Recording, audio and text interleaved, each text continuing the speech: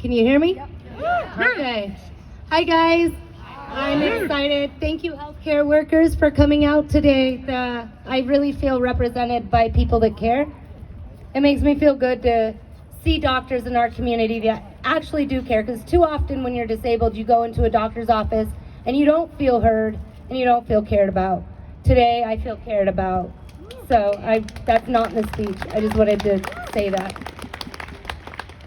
Did you know that the disabled community is the largest minority that anyone at any given time can become a part of in just a blink of an eye? I roll because of Medicaid. My name is Harmony and I use a wheelchair, but let me be clear, I don't just sit in this chair. I move through life because of it. I work, I live, I contribute, and I belong, all because of the access and support that I receive through Medicaid. Today I want to talk to you about something that too often gets lost in the budget line items and political debates: the human cost of cutting Medicaid. And not just the human cost, but the economic cost, the moral cost, and the societal cost. Medicaid is not just a niche program. It's life-saving infrastructure. It covers over 85 million people in the United States. That is about 1 in 4 Americans. It helps low-income children who make up 40% of all enrollees, seniors who need long-term care, pregnant women, veterans, and working families. And yes, people with disabilities like me.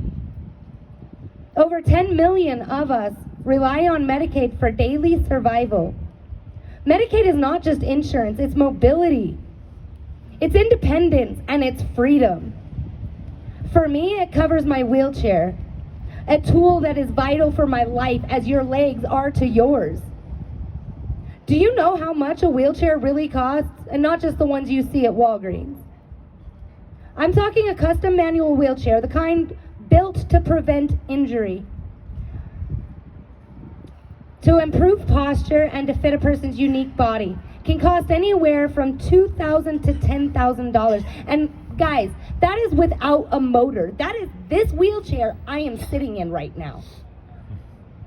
A power chair with essential features like elevation tilt and specialized control systems can cost between $5,000 and over $30,000. And I won't get into how much an accessible vehicle would cost, because I likely will never be able to have that within my means. These aren't one-time expenses. Wheelchairs need to be replaced every 3 to 5 years. And even with that, it requires regular maintenance.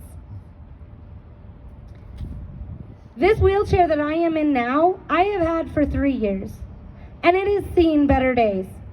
I don't qualify for another wheelchair for 2 more years. Medicaid won't cover it. Let that sink in. Then come the maintenance costs: tires, batteries, joystick systems, upholstery, frame repairs, which can run hundreds of thousands of dollars annually. Without Medicaid, I couldn't afford that. Without my wheelchair, I couldn't work.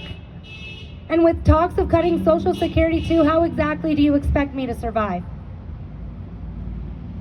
Medicaid cuts aren't just numbers. They're broken wheelchairs, they're missed doctor's visits, they're preventable hospitalizations. There are people like me being trapped in our homes, or worse, placed in institutions simply because society decided that we weren't worth the cost. Yeah. Every $1 spent on Medicaid generates $2 in economic activity. Cutting it doesn't save money.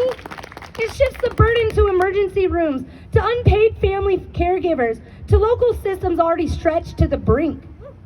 When Medicaid is cut, we all pay more, financially, morally, and socially. I want you to imagine waking up tomorrow and being unable to move, not because your legs don't work, but because the system decided that your mobility was too expensive. That's what's on the table when Medicaid is under attack. I'm not asking for pity. I'm demanding justice, and I'm not alone. We are millions strong. Yeah. We are parents and children, workers and students, dreamers and doers. And we are watching. So here's what I'm asking for you today. To speak up, call your lawmakers, share your story, vote like your freedom depends on it, because it absolutely fucking does. Let's stop treating Medicaid as a line item and start treating it like the lifeline that it is. Because when you protect Medicaid, you're not just protecting people like me. You're protecting your neighbor, your aging parents, your future, and your humanity. We are not a burden. We are a potential, and potential deserves to move. Thank you.